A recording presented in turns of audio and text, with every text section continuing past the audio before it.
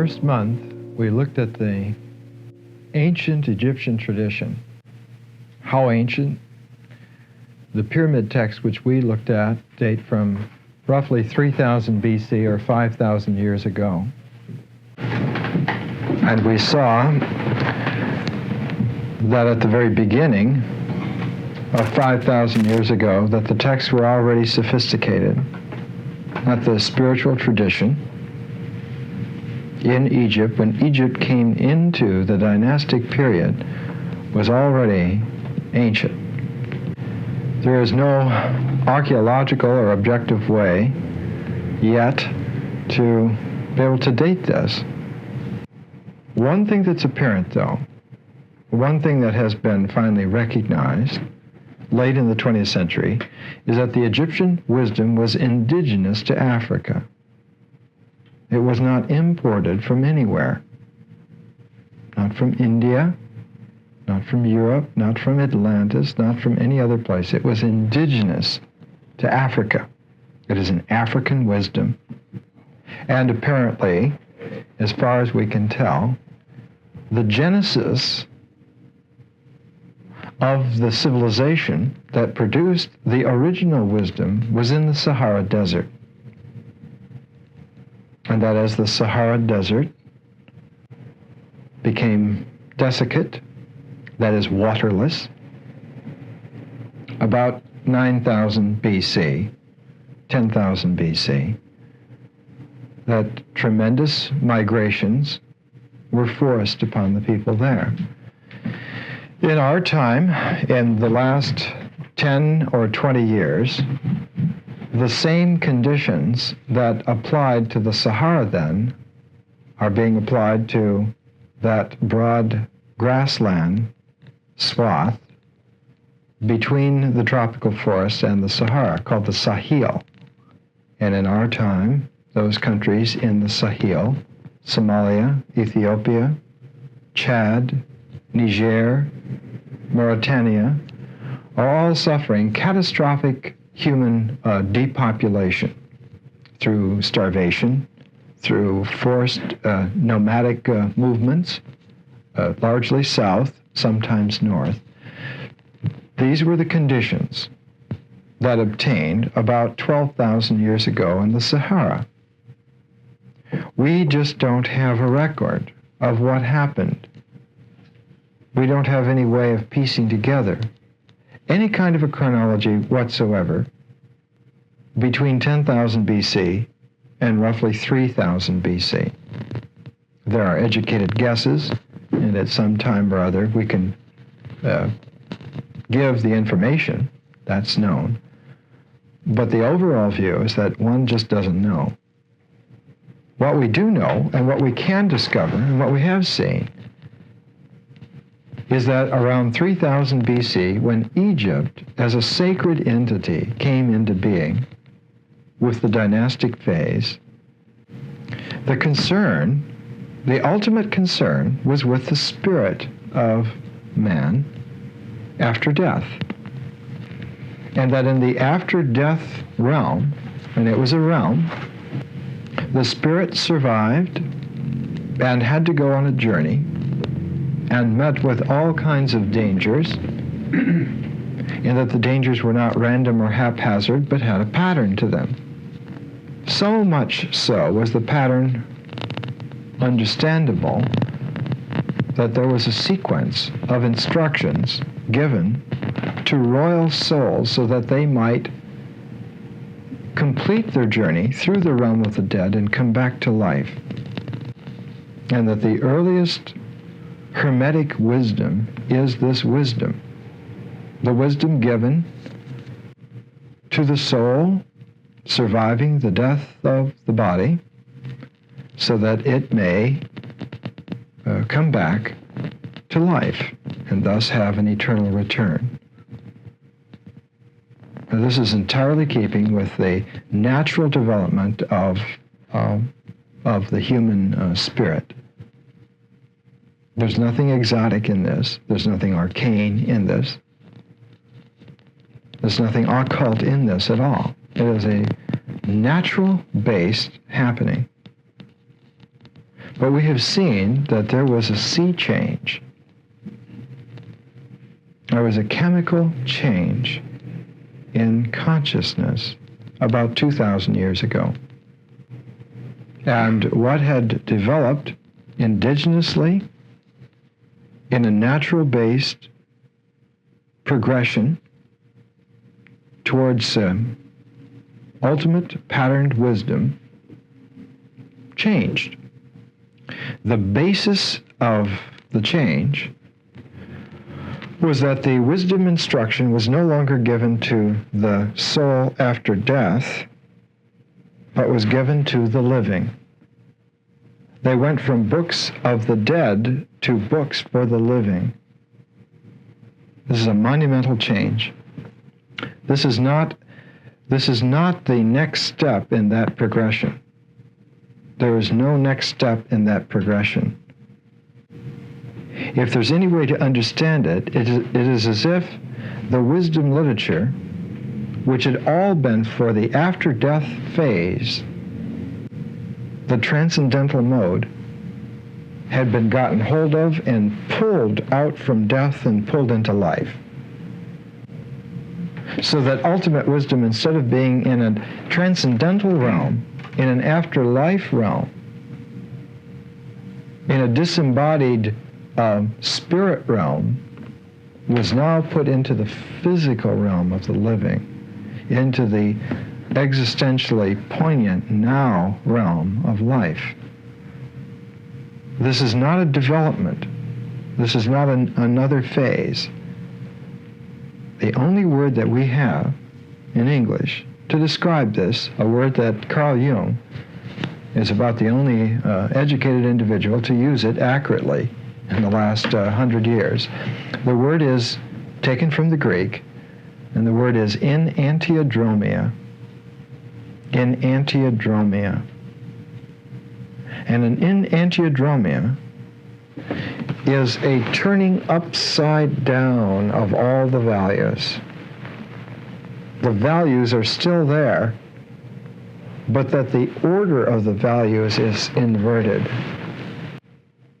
So that what you thought was the pecking order is turned upside down, and the highest is now the lowest. And the beginning, or the lowest, is no longer the lowest, but is in enantiodromia seen to be the center. So that in the turning upside down of the values, the top becomes the bottom, but the bottom becomes not so much the top, but it becomes the middle, because one still remembers how it was. So instead of having a pyramid, one now has an hourglass shape. So that the symbol for the Egyptian wisdom, the Hermetic wisdom, for all time, up until about 2,000 years ago, up until 0 BC, the symbol was the pyramid.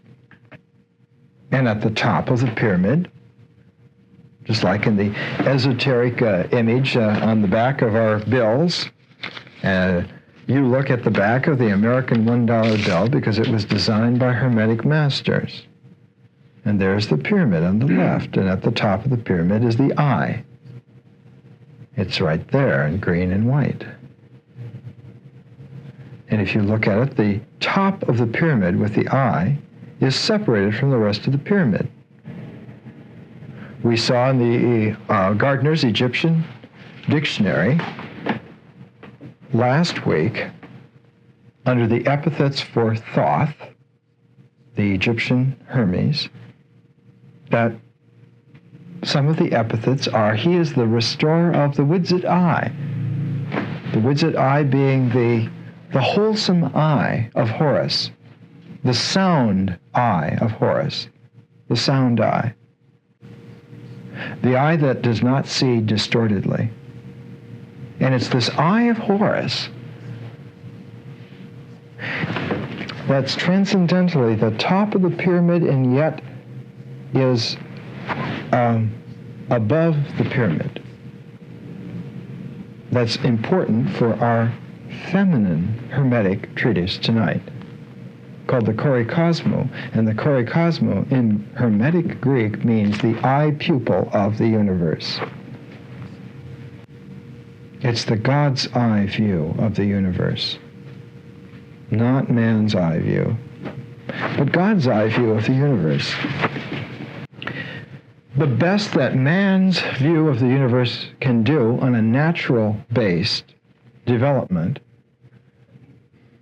the best that he can do, the very finest, the most elegant, ultimate wisdom that he can attain to was attained in Egypt in the pyramid text.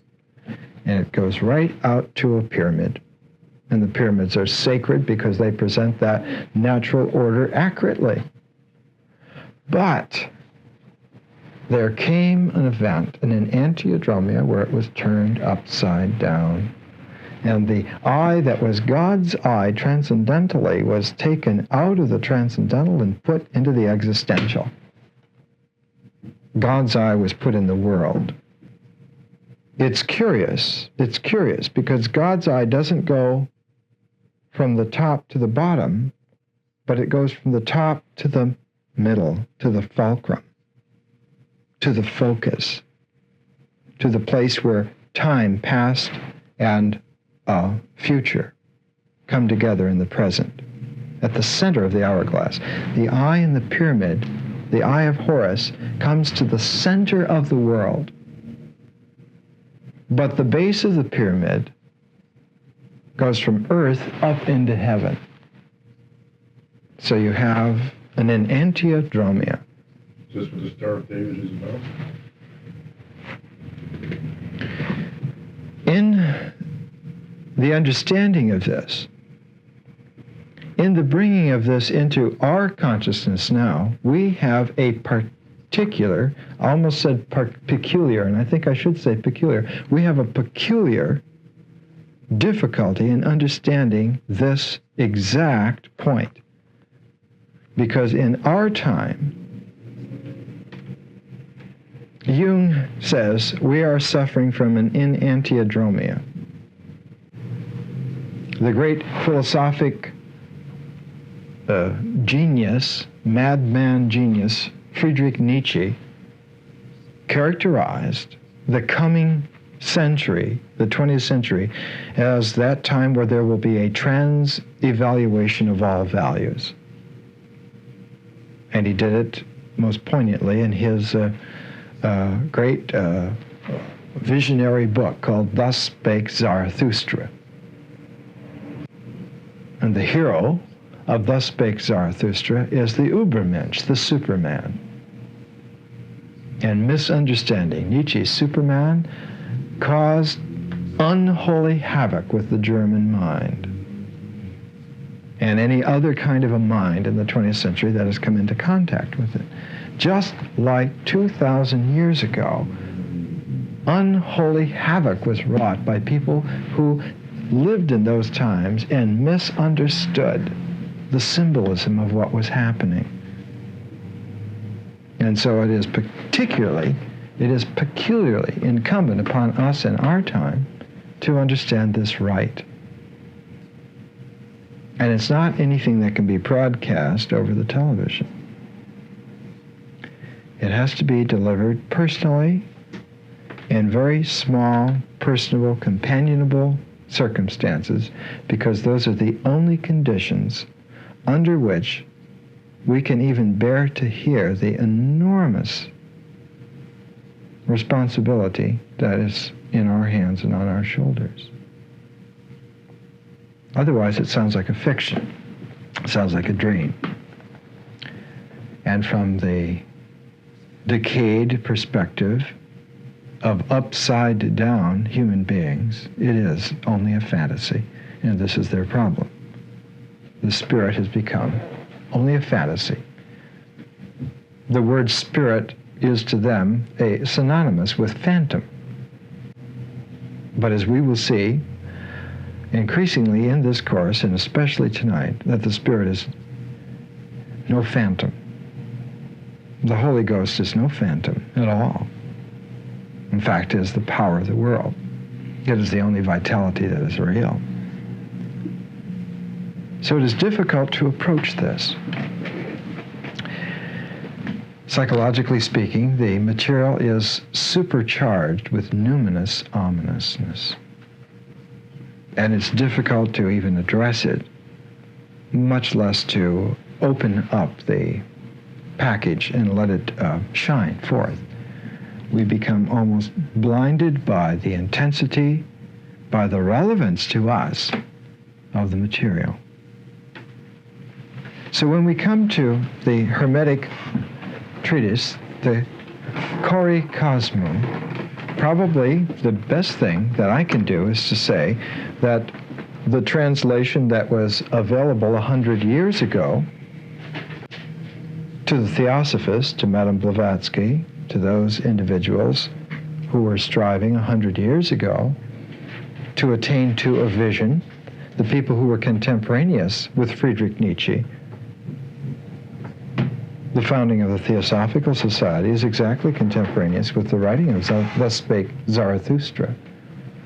They translated the Kore Kosmou with the title The Virgin of the World.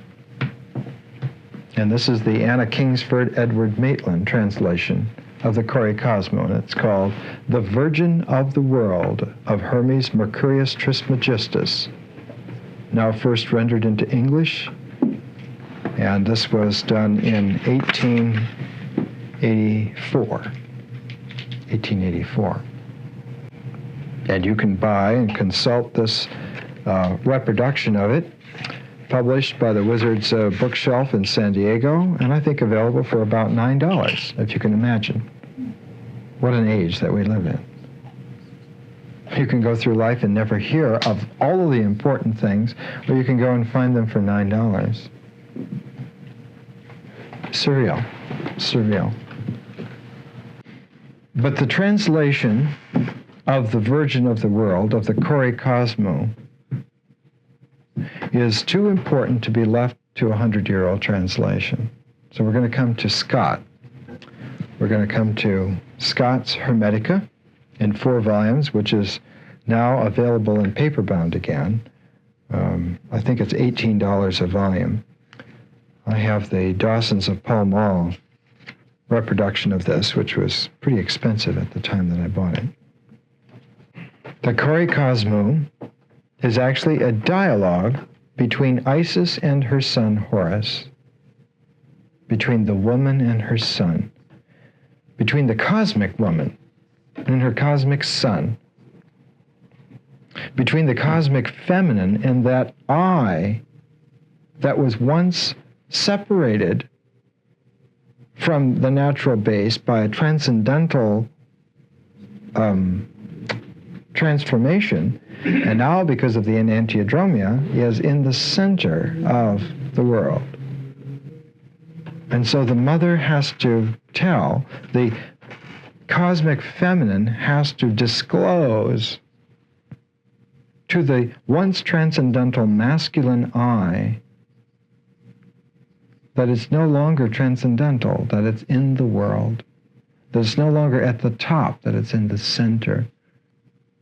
And that because of this repositioning, it has responsibilities not only to the heavenly realms, but also to the earthly realms.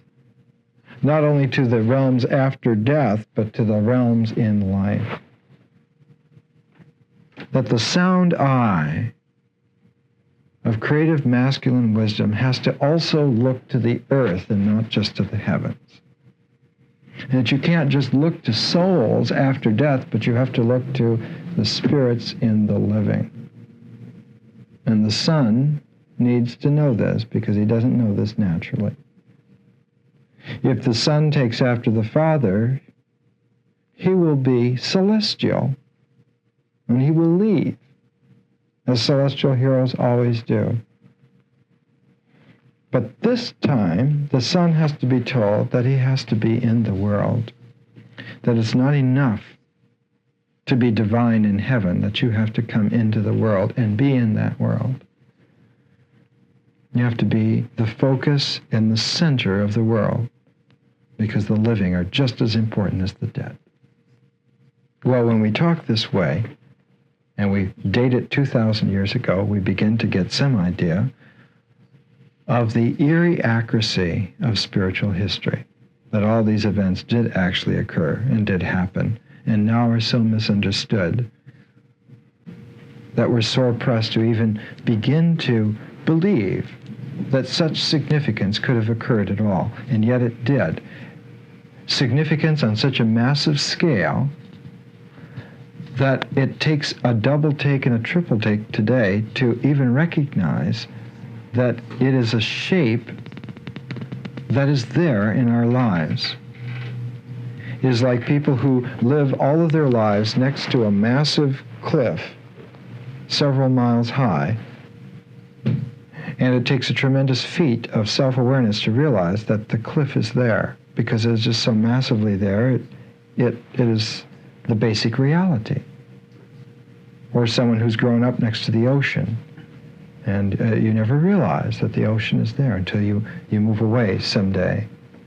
And after a while, you begin to miss something. What are you missing? Missing the ocean. Where is the sea? We in our time are in the condition of waking up to the fact, waking up in this enantiodromia, that the most massive change in consciousness in the human species that happened 2,000 years ago has not been understood, was so much a part of the new reality that we're just now waking up to the fact that it is a new reality. That all this time has been a new reality, but that we were living in the ruts of bad habits that were engendered for tens of thousands of years before it happened. And if there's anything New Age now, it's simply waking up to the fact that the New Age began then.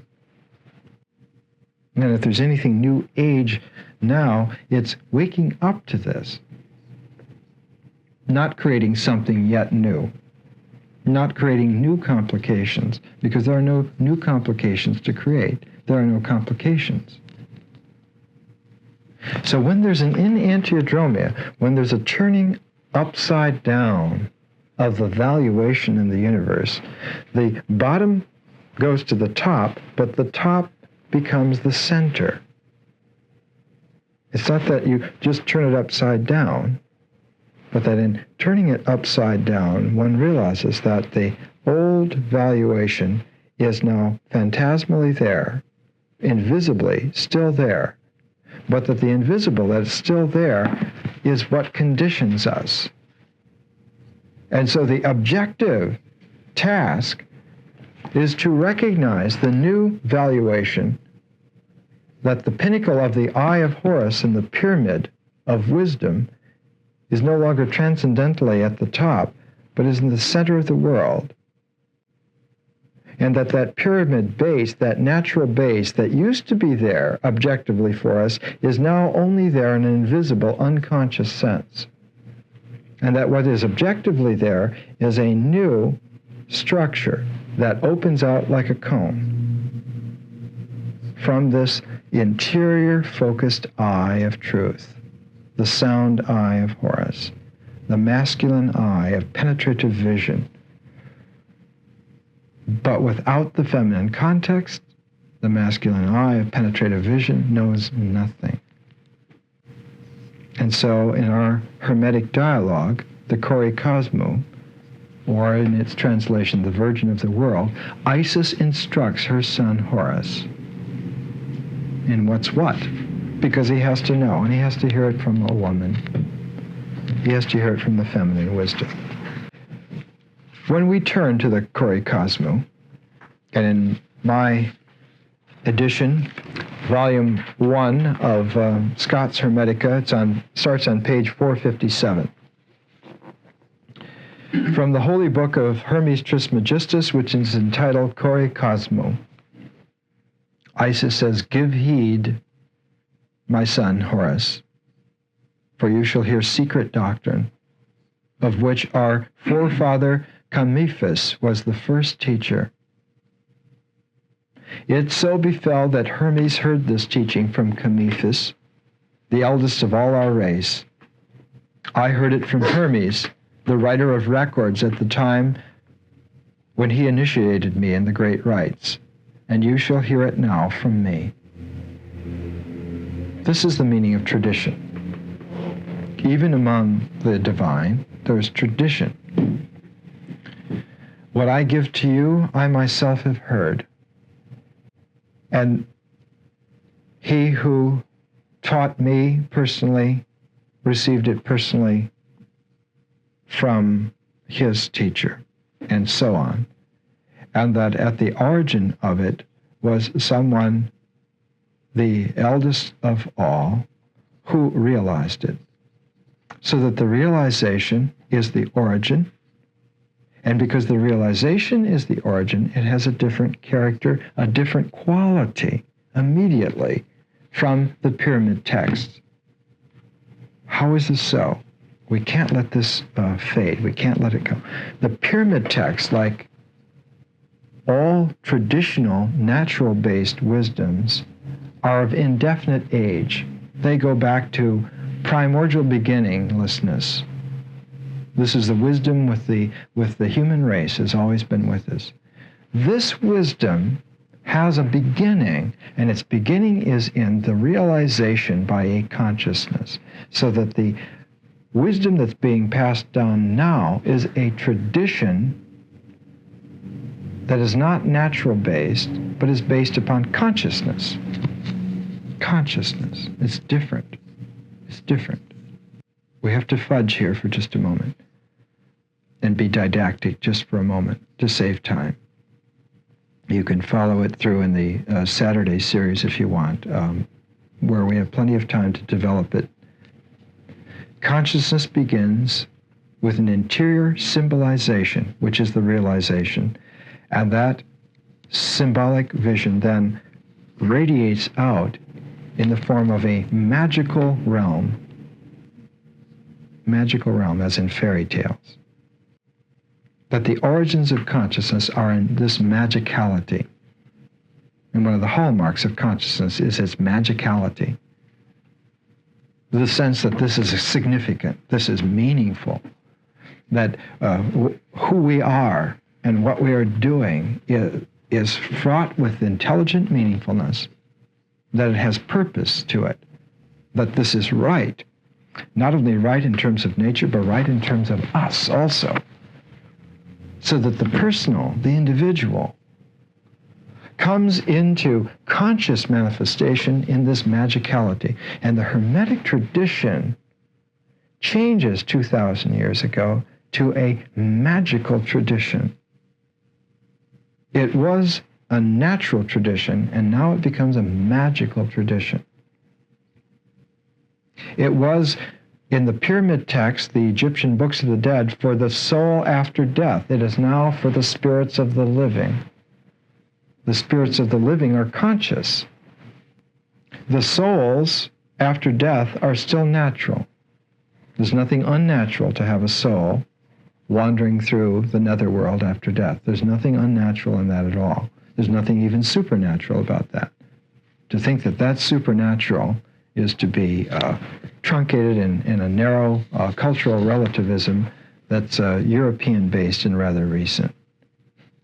Any peoples, any human peoples, that's extended, any sentient beings anywhere in the universe, I've always naturally understood that one's vitality does not end with the dissolution of the vehicle.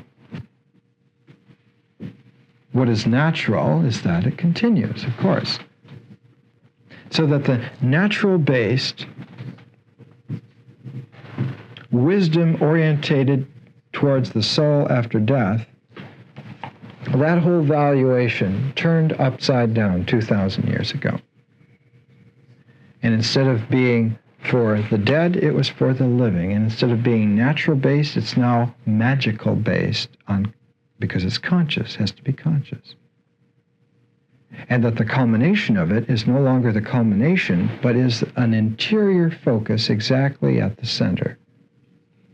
And because it's a focus at the center, the mystical Eye of Horus, and I use that term now, mystical, the mystical Eye of Horus is no longer in a celestial mode, but is in the horizon of truthfulness between heaven and earth, exactly between heaven and earth. And in that horizon between heaven and earth, that's where we exist. That's where human beings exist. So that the horizon of wisdom is no longer divine, but is human. Human. It's no longer natural, but is conscious. And so the incumbency on the tradition, on the Hermetic tradition, changed. It was no longer enough to instruct the royal soul in its journey after death. Now one had to instruct all of the living who could hear it. He who has ears to hear, let him hear. Whoever it is. If they can hear, they deserve to hear. They are elect not in any natural sense, but in the conscious sense. When they are conscious enough to hear, then they should hear. And what should they hear? The whole truth, everything. That what is occult or what is hidden, in the old rule, in the old tradition, is now occult and hidden simply because of the development of consciousness, and there is no other obfuscation, there is no other pecking order whatsoever. As conscious as anyone is, that is how much of the truth they should be given. So that the old way of teaching wisdom, which was to give step-by-step procedure for the journey of the soul, changed. And it was no longer a step-by-step procedure, but it was the entire truth presented in its full matrix. So that the conscious realization of truth takes a different form from the natural learning of truth. The natural learning of truth takes a phase-stepping, instructive way, the ladder. But the conscious way is like the target. But the target is a maze. It's all there, but one doesn't right away know it. One has to sort it out patiently. Not by learning step by step so much, but by discovering the wholeness of it. So the process is no longer having instruction given to you from the outside, rung by rung, but it's that the whole truth is presented to you and you have to discover it. You have to learn to uncover it progressively. That you're not making anything happen, but you're discovering what has already occurred. This is the way consciousness learns. This is the way the spirit of man learns when he teaches himself. When God teaches man, then he gives him step by step. He says, you can deal with amino acids, so be a protozoa. Now you can deal with cellular movement, so move up. You can deal with higher integrations, so be a frog. But when you can deal with consciousness, then you have to be a human being. And then you're no longer in the animal orders. You're in the center of the universe. You're in the horizon of wisdom, of Hermetic, primordial wisdom. So this instruction comes in this sea change of consciousness. So after Isis says, take heed, Horus, take heed, my son. This is what now you see with your mystic eye of wholeness. But notice, having thus spoken, Isis first poured forth for Horus a sweet draught of ambrosia, such a draught as the souls are wont to receive when they dwell among the gods. And thereupon, she thus began her most holy discourse. So she gives her son communion before she begins the discourse. What is the communion? The communion is the ambrosia, the drink of the gods. The ambrosia that once one went to the beyond, there one had the ambrosia. Now the ambrosia is brought down and given to you before the instruction. With that communion then, with that communion, the transformation is symbolically affected. And the instruction is given then to the interior mystical eye and the horizon of humanness as distinct from the celestial eye of transcendental wisdom. What does she say?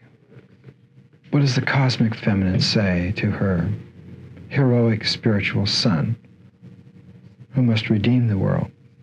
She says, "Inasmuch as heaven, with its many circles, my son, is placed all above the world of things below, it must be that all the world which lies below has been set in order and filled with contents by the things which are placed above."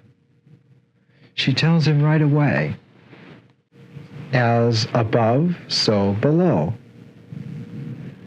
She says the order that's here is the order that's there also. And only the eye that you have now in the center can see that that's true. But only one hierarchy in those orders is ever objectively visible at any one time. The other is always subjectively invisible. So when you are addressing the world, when you are looking at the world objectively, then the celestial is invisibly subjective. But when you're looking objectively at the celestial, then it's the world that is subjectively invisible.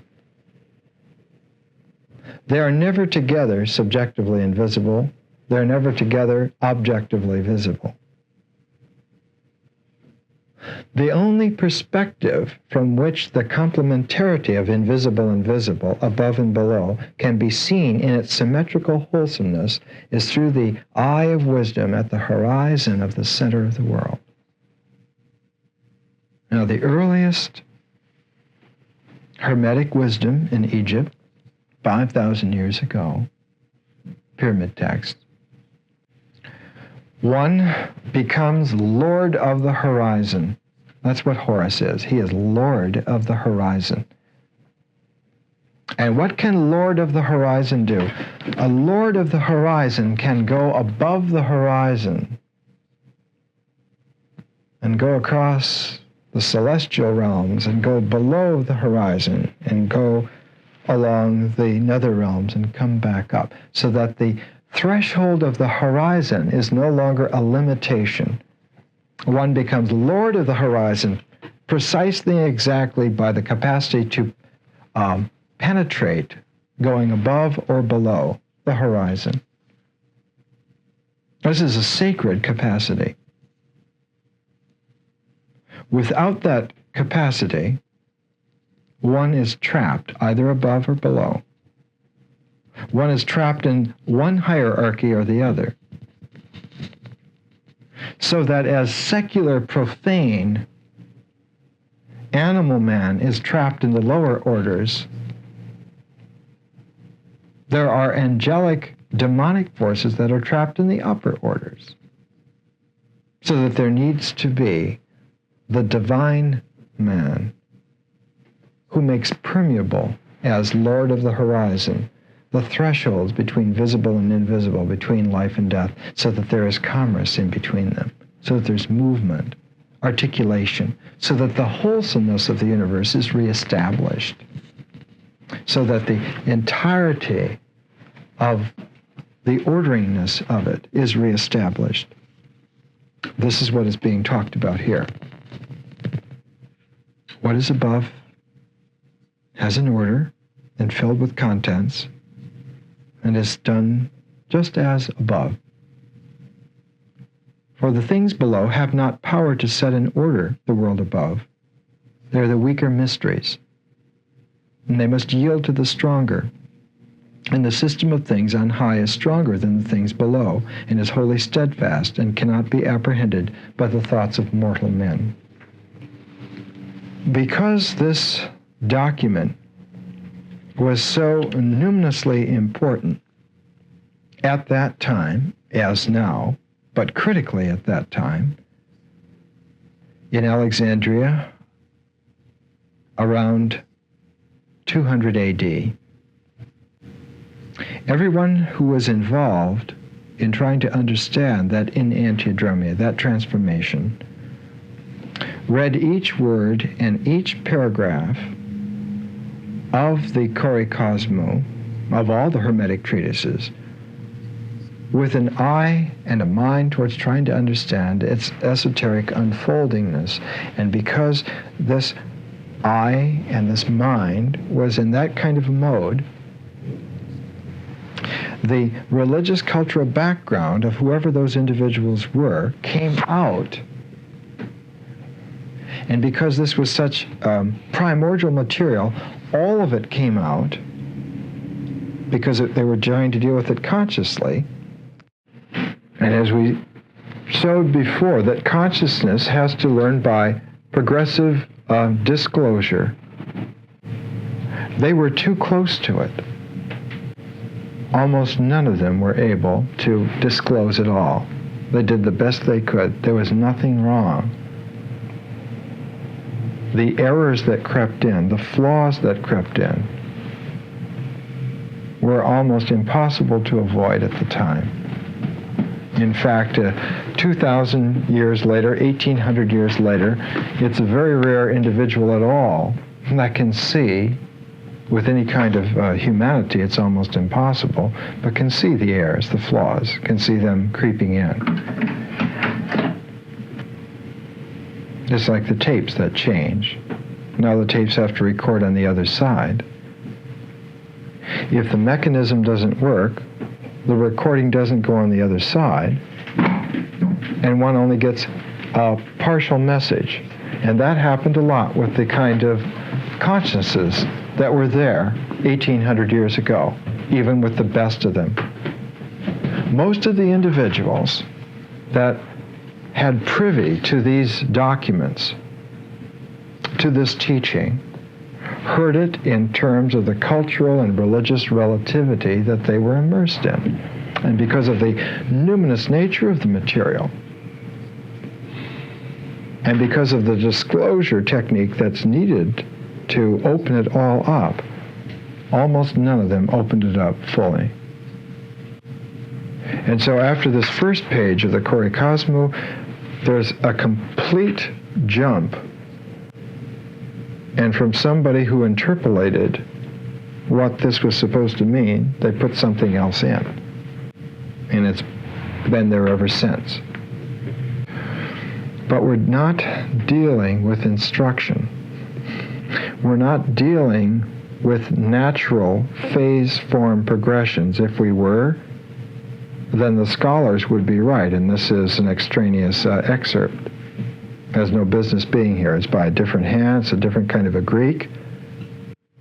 But we're not scholars, and we're not naive, and we are conscious. We can sense the whole, and so we come back to the material and we see that yes, it is an emendation. It is from someone else. They're presenting it from a culturally relative religious viewpoint that's conditioned by, one can go on and recognize, and we could point out for an hour or so the characteristics that are there. We could tap sociological techniques and psychological analysis and grammatical disclosures and bring it all out. But we're Hermetic, and we're learning the Hermetic tradition the way it should be learned. And we can see that this is not happenstance, that this interpolation comes and rests in here for 1,800 years. This is also very significant that this kind of an interpolation would be there. So we read it in the same order, we keep it in our document, but we're aware now that what we're disclosing to ourselves is not one document, but like a buckshot pattern. And we don't have just one person instructing us. We have a number of persons instructing us, but they all come from the same time period. They all come from the same luminous pattern. So if we don't look too closely and don't follow slavishly what is being said to us, if we back off one step and then take ourselves back once more and just look at the whole of what is being presented to us, we will gain a very accurate presentation of what it really meant at this time, of what really purposefulness there was at this time. And that's what we need in our time. We need to know, what did they do? How did they get us here? Because what they were making here, they were making the consciousness of Western man. We today have that consciousness. Not only that consciousness, but as we talked about before, our whole subconscious flow is based upon progressions of this. And our whole archetypal sense of what is collectively unconsciously true was formulated and precipitated exactly at this time. So the whole structure of our minds, conscious, subconscious, and archetypally unconscious, are all in tune to the way this instrument was able to give the harmony. So we have to be able to see what they did then in order to understand what we are now. And we can do that. We have that capacity, every bit of it. And with the right learning situation over the next year, well, we'll just patiently open it up and show how it was. In this way, we can see that we have been working at a great disadvantage in our time, that our understanding of the world has been on a nursery school level, an impractical level. We could never have survived if we had just kept on the way that we were. We were in a naive nursery school mentality, playing with dynamite. Now we can grow up. The interpolation comes in and says, thereupon men moaned, being afraid. The beautiful, the everlasting duration of the things above. One could look up and see the beauty of the sky when it was flooded by light of the sun, and the well-nigh equal majesty of the night, torchlit with light less than the sun's, yet bright, when in their turn the other holy powers moved along their paths in heavens, with ordered movements and fixed periods of time, and by certain secret affluences wrought order and growth in the things below. Thus arose fears upon fears and ceaseless questionings. What's being said here is that man in his life on earth has always had problems, not the sort of office problems that we think are problems today, but some of the basic problems: how to get something to eat, how to keep alive, basic problems. But whenever man looked up, the sun, the moon, and eventually it occurred to him the stars, had a repetitive order that seemed to not change at all. The conditions in his life would change radically from year to year, from month to month, even from day to day, and sometimes even from hour to hour. But the sun and the moon, and especially the stars, were always the same. Not the same in a movementlessness, but the same in their movements. So that the realization came that the trustworthy pattern of movement is up there. Well, let's study up there. What about it? And it took a long time. It took a tremendously long time to learn. What are those patterns? Not only of the sun and the moon, that took long enough, but of the stars. And so the stars had to be made comprehensible, and thus the constellations of the stars were the way in which they were symbolized. And symbols always occur out of a mythology. And so it was a mythologically based, natural awareness that led to the symbolization of the heavens And out of all those constellations, all those that were there in the sun's path were the most formative. And so the 12 constellations of the zodiac became the symbolic necklace. And in the symbolic necklace of 12, the balance was between the 6th and the 7th. And the 6th one was Virgo, the Virgin of the world. Virgo, the heavenly Virgin. And after her, the 7th sign was Libra, the balance of justice.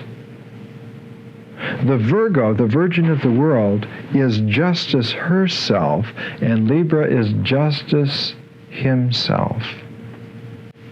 And in between Virgo and Libra, the feminine and the masculine, the astrological balance of the necklace of reality, of the sun's giving life to earth and the sun's connection with the stars above, so that the mentality of the sun's elliptical path through the starry heavens influencing the earth became the first symbolic understanding of this horizon. And the horizon of understanding became the zodiac like that. And the archetypal transition point in the zodiac was from Virgo to Libra, that movement. The Virgin of the world, this dialogue is called. Isis to Horus. Virgo, the celestial virgin, to her son, who's supposed to be the balance.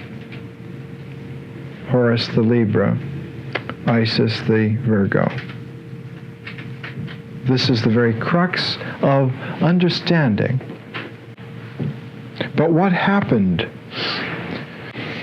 What happened when there was an understanding that there was a pattern, there was an order? Isis tells her son, she says, from this came fear upon fear and ceaseless questionings. Why the fears? Why the questionings? Because if there's an order then we should be living in that order. And how are we going to do that? And now you can see the quandary that came. Do you remember the last 2 weeks on the Poimandres? In the Poimandres, the 7 levels, the 7 planetary levels, the 7 musical notes, are the ladder of destiny. It's the scale of fate. It's the ordering of the world that's made by the heavenly order. And the best that one can do is to acclimate oneself to the harmony of that order. But when one acclimates oneself, when one reaches the harmony, one is able to hear the chord of the 7 together. In music, it's that the 8th note starts the cycle again, or completes or seals the cycle by coming back on a higher level to the beginning. And so the octave, or the ogdode, was the whole. The whole. And when one got to the 8th, the 8th freed one from the constraints of the 7. It gave one a sense of the whole, so that instead of having the notes, one had the chord of the whole. And when one had the chord of the whole, one could see, one could understand that it wasn't only the notes visibly that were important, but it was the interval between the notes invisibly that was articulately important also. So that when one understood the octave, one understood that the wholeness of the order included the spaces of articulation as well as the notes of declamation. That it was the context of silence that made the notes available. It was the context of the eternal feminine that made the eternal masculine viable. And then it was understood that the interval and the notes together, used together, transforms sound into music. That the maturity of consciousness, having come through the levels of destiny, one becomes freed from that. Freed. And one changes life in a bound condition to life in an unbound condition, an unbound conditionlessness. And this is the change. This is the Hermetic change. And so Isis tells her son, Horus, in this interpolation, but this interpolation is still significant because it's within the pattern of purpose at the same time. She says, and as long as the craftsman who made the universe willed not to be known, all was wrapped in ignorance.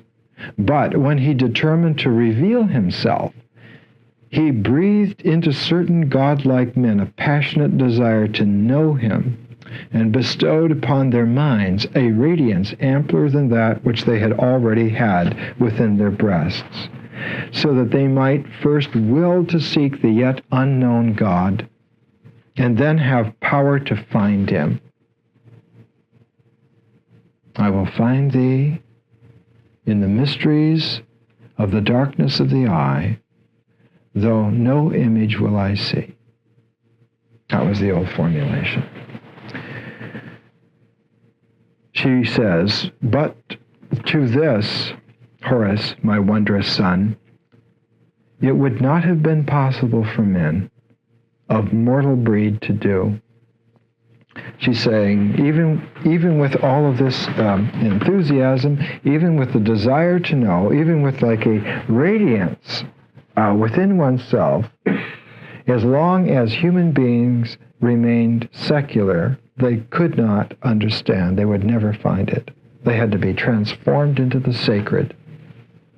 Because it's only man who's transformed into the sacred who's able to see that God isn't up there, transcendentally away from his life, but is right there at the center, in the horizon where he lives and where he is. Where else is he going to be? And as long as one thinks, oh, help me down here, there's never any spiritual maturity. It's always that I will manifest the divine here best I can. That leads to maturity. This material, at the time, and I'm going to set the Kore Kosmou aside for just a moment, and we'll come back to it next week. I have to bring some other material in. When this was written, when this was fresh, when it was the problem, the first textbook in the Western world on astrology was written. It was called De Astronomica, written in Latin by Manilius, and we have here in the Loeb Classical Library, published by Harvard University Press, the translation of Manilius's Astronomica. And it's the first astrological textbook in the Western world. Before this, it was called the Chaldean Science, and if you weren't a Babylonian magi, you were not given this instruction. This is the first time it was put into a book. What is Manilius? And he lived in the reigns of Augustus Caesar and Tiberius Caesar. He lived right at the time of 0 BC, 0 AD. He says the temperaments of those whose span of life, talking about Virgo, she pronounces at their birth, Virgo will direct to study. Virgo directs men to study. If you're born on the sign of the Virgin, the celestial Virgin, to study. And she will train their minds in the learned arts.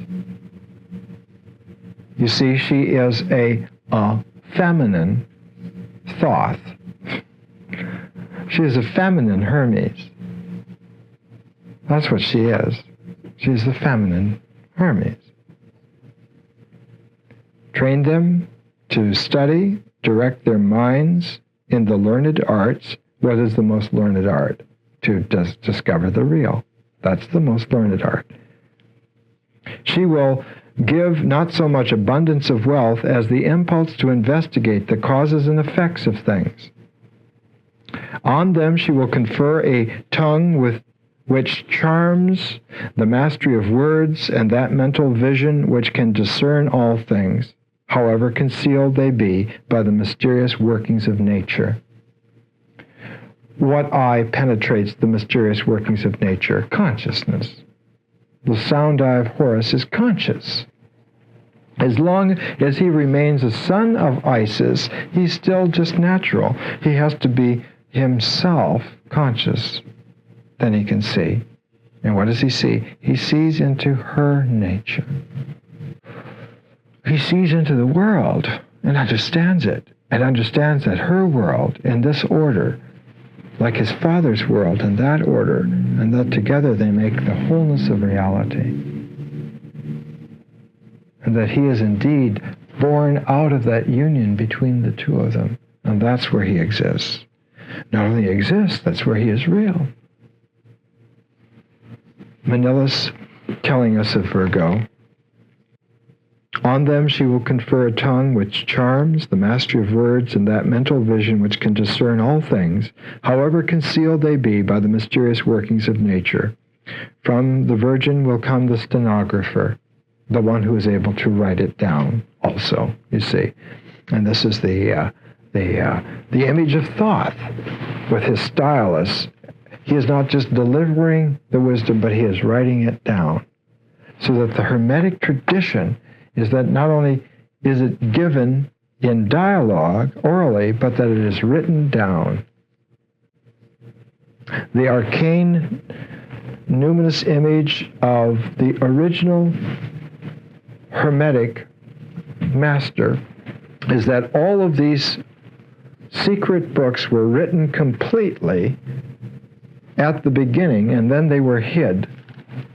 And it's only as man matured that he found these hidden books. And when he would get to a level of consciousness where he could understand it, he would find these books. And he would open these books, and then he would learn. And as he matured further and further, he would find more books. Because Hermes hid the books. Hid the books. You see, it's the symbol, it's the archetype of consciousness learning. How does consciousness learn? By progressive disclosure. It's all there at the beginning. It's just that we didn't see it all. We have to learn to see it all. And what happens then is we learn that we don't make up the meaning. We don't progressively put it together, but we discover it as it is. This is the Hermetic emphasis. It's an art. It's an art. His letter then represents a word, and by means of his symbols, he can keep ahead of utterance and record in new notation the long speech of a rapid speaker. She's saying he can articulate through symbols what naturally and normally one couldn't follow. One couldn't remember it all. One couldn't imagine the wholeness of the pattern. Only through the symbol, only in the way in which the symbol unites the heard, the sound, and the vision, the scene, unites those together, does the mind become focused and honed and able then to perceive the wholesome pattern of the real. But with the good there comes a flaw, writes Manilius. There comes a flaw. There's a flaw here that needs to be paid attention to. What is the flaw? The flaw is bashfulness handicaps the early years of such persons. Doesn't seem so serious. It's absolutely devastating. The spiritual are always the most unprotected when they're young. They're always prey for every ruffian around. They're always the ones who are misled the most and the worst. So that the test of them is always the most excruciating, because they are always trying to believe and know and see and understand, and it's never right, never right, never right. And the tendency is to lose faith, to lose confidence that there's any truth, that there's anything that one can know, that there's any revelation that courage can finally disclose. And so Manilius says, the bashfulness of their early years of such persons for the maid, the celestial virgin, by holding back their great natural gifts, puts a bridle on their lips and restrains them by the curb of authority. And this is small wonder, because in a virgin her offspring is not fruitful. In a virgin, her offspring is not fruitful. If she remained a celestial virgin, she would be barren. If she remains a celestial virgin, though she is right, she is the cosmic lady, she is barren. The bashfulness, the bridle on their gifts, natural gifts by authority, would be terminal. They never lived long enough to grow up to mature. And that's why the enantiodromia has to come. The virgin has to become fertile.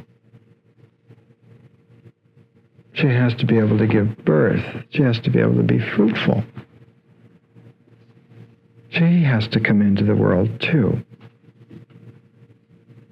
Because the enantiodromia doesn't happen that way. And so, while the masculine, pyramidal, moves from an earth base up to a heavenly base, the heavenly feminine has to come down to the earth. And she has to become viable in life. She has to be able to become fertile, willing to give life. It's only then that that circle of wholesomeness is established, that the celestial father becomes viable from the earth, and the celestial mother becomes viable also from the earth, and then there can be a birth. Manilius says that this is the character of Virgo. At the same time as Manilius, at the same time as the Kore Kosmou, at the same time as the life incarnation of Jesus, at the very center of authority, at the very place where all the powers of the world came together, in the city of Rome, in the person of Augustus Caesar, he put together the celestial imperium in terms of human power, and he took his magus, he took his holy man, Virgil, and said, write me the sacred book which will fix this power for all time here. And Virgil wrote the Aeneid, which did that. And the reason why Augustus chose Virgil is because in the fourth eclogue of Virgil, called Virgil's Messianic Eclogue, came the mystical prediction of the New Age. The fourth eclogue, this is the Penguin Classics translation, H.D.P. Guy Lee, that's his son, Guy Lee. Sicilian muses, grant me a slightly grander song. Not all delight in trees and lowly tamarisks. Let woods, if woods we sing, be worthy of a council, that is worthy of a general now. Now the last age of Kumai's prophecy has come, the Kumai of the Sibyl and Kumai. The great succession of centuries is born afresh. Now too returns the Virgin. And so in the Messianic Eclogue, right away, is the reinstatement that the whole cycle of ages, which have declined from the age of gold to the age of silver to the age of brass to the decayed age of iron. And what happens at the very end of the age of iron is that the celestial virgin, the last of the divinities among man, leaves man and goes up to heaven. She's the last one to abandon man. All the other gods have gone before them, can't stand the degeneracy of man. It's the celestial virgin who, in her love for us, refuses to leave until the very end, where even she can't take the degradation anymore. Unlike the Holy Spirit of romance, she gathers her skirts and she leaves the realm of mankind. And when she assumes the heavenly throne, reassumes her heavenly place, the horizon of man is completely bereft of all divinity, completely desecrated. I outlined for you from Ovid in the Metamorphosis and Hesiod in his Theogony what happens. I guess I'll read you from Ovid, and then you can see how bad it gets. Ovid lived at the very same time as Virgil, the very same time as Manilius, the same time as Jesus, the same time as Augustus, the same time that our Hermetic literature was beginning. All of this. And what is the name of his book? The Metamorphoses. The changes, the transformations. Everybody was trying to understand it. The whole civilization came to this crunch. What happens at the final age is that complete degeneracy and disorder comes in, and man is left alone in complete evil. And it's because of being left alone in complete evil that a call goes out from the spiritual nature of man in his deepest travail, and the whole order turns upside down, and all of the divinity comes back into play again. So the sign is, when the virgin who has become fertile in order to give birth to the divine man, when she reassumes her celestial habitat, that's the final straw that breaks the back of the age. Who was the virgin of the age? Not Isis, but the Virgin Mary. And when was the Virgin Mary divinized? 1950. We'll come back to this next week.